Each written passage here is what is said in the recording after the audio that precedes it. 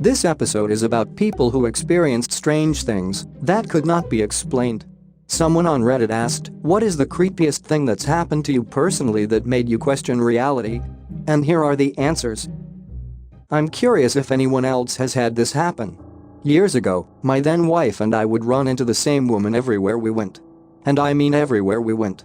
This went on for about a year. Go to the grocery store? She would be there shopping. Starbucks? Yep, sitting right behind us. Walking around the mall? She would pass us walking in the other direction. Movie theater? She'd be behind us in line getting popcorn.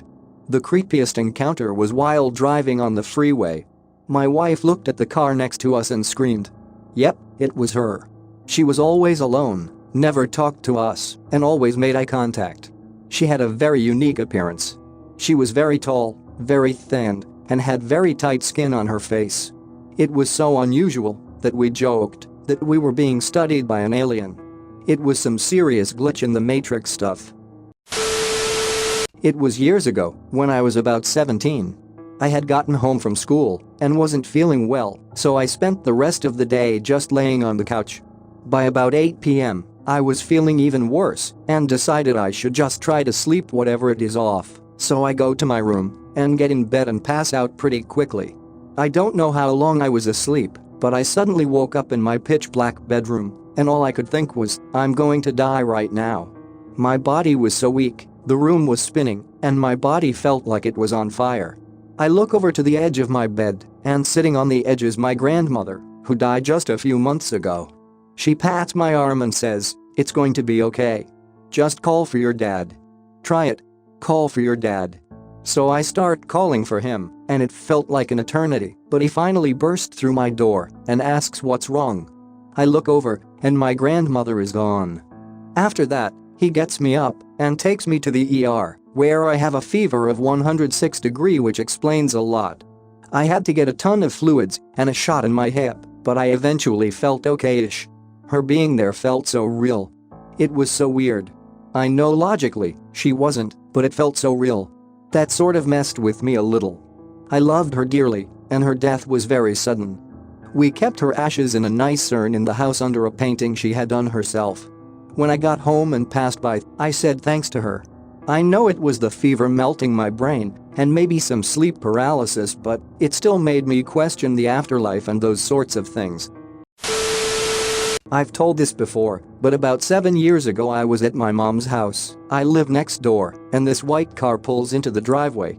We weren't expecting anyone, so I assumed they were lost and needed directions and went to the door. A white woman in her 50s or 60s got out, along with a 9 or 10-year-old black girl. Surprised me because I expected the kid to stay in the car if they just needed directions. I open the door and the woman kind of nudges the girl towards me, both with big smiles on their faces. I said, "Hi, what can I help you with?" She asked if I was Baggy Raccoon, and I said yes. She told me they went to a neighbor's house looking for me, and they pointed her to our house. They just kind of stared at me expectantly, like I was supposed to know the girl and be happy to see her. When I didn't react, the woman told me they were here to see the dentist. No dentists here. Small ranch-style house in a fairly rural neighborhood. No dentists here. Not anywhere near us. The woman and the girl just kept smiling. They didn't look confused. They just kept saying, "Are you sure?" Finally they left, and later I asked the neighbor who directed them to our house, and she said she never told the woman my name, that the woman asked for me specifically. It always kind of haunted me. I really feel like I was supposed to know that girl. Like, if I was a guy, this would be someone trying to introduce me to a kid I didn't know I had. I honestly started wondering if I was nuts and had given up a child for adoption. It was that strange of a feeling. My mom firmly believes the girl will come back someday to tell me what it was about, and I think about it frequently. Drives me insane to wonder what they really wanted. When I was 12 or so and still living at my parents' house, I woke up in the middle of the night to pee. I got to the bathroom and heard what sounded like a party going on downstairs.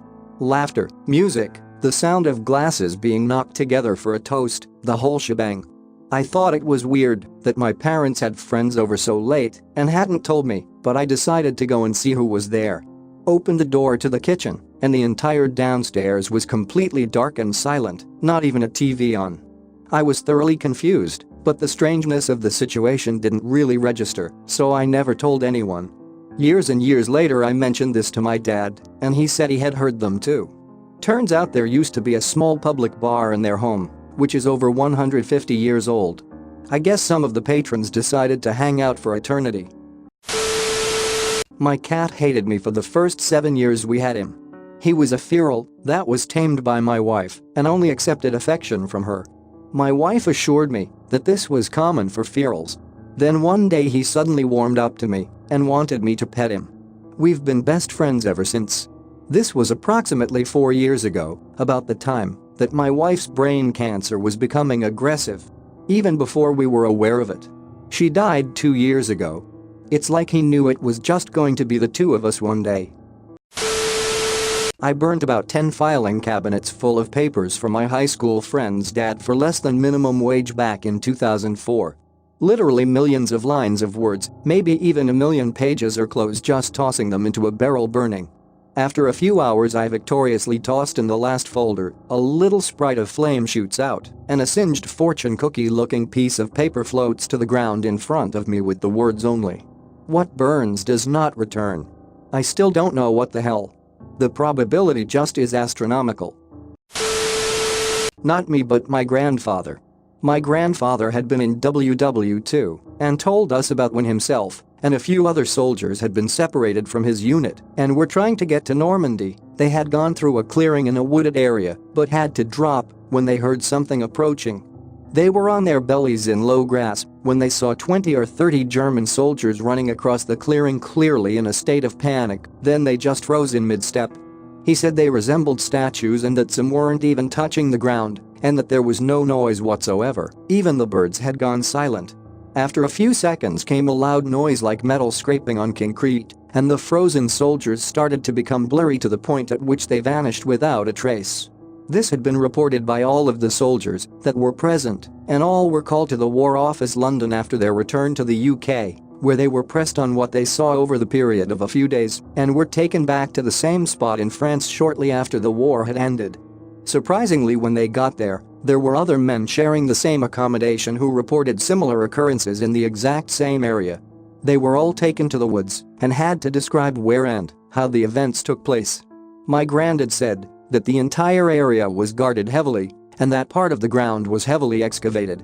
The strangest thing of all the other, he said, was that there were hundreds of dogs in the area just milling around for no apparent reason. They returned to the UK with a gag order, ordering them never to speak about any of this. He went back to the same spot in France before he died in 1985 and said that the area had been covered with unmarked warehouses and was guarded by an unusually professional security company. He reckoned they were military.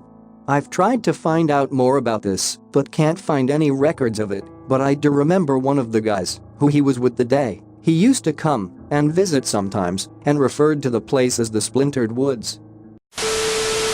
I can think of a few things that happened in my first year of college. I used to live in an apartment kind of place on campus with 3 other people. We all had our separate bedrooms but shared a living space. It was on the 7th floor, to give a better idea. Once, I woke up at around 2 a.m. to find that my phone was automatically playing a song. I closed the app, but it happened 2 to 3 times again. I would have put this down to my phone being weird, but then one of my roommates told me the exact same thing happened to her as well. This wasn't all.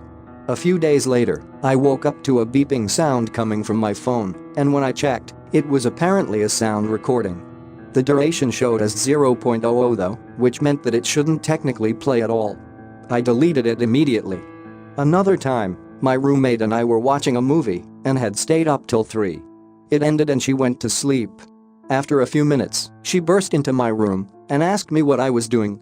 I was confused because I was just lying in bed reading. She said that she heard very weird noises from the window, which she assumed I was making to scare her or something. I went to her room and it sounded like heavy breathing, sighing. I told her it is just the wind. We opened the window and saw that the trees etc. were completely still. I don't have the same phone, room or roommates anymore, even though I still stay on campus. Thanks for listening, hit the subscribe button for more creepy videos, and remember, almost everyone had a strange experience, and if you had none so far, you might have one very soon. It will happen. It is just a matter of time until something in your house moves, or until the lights flicker, and a person appears behind you in the mirror.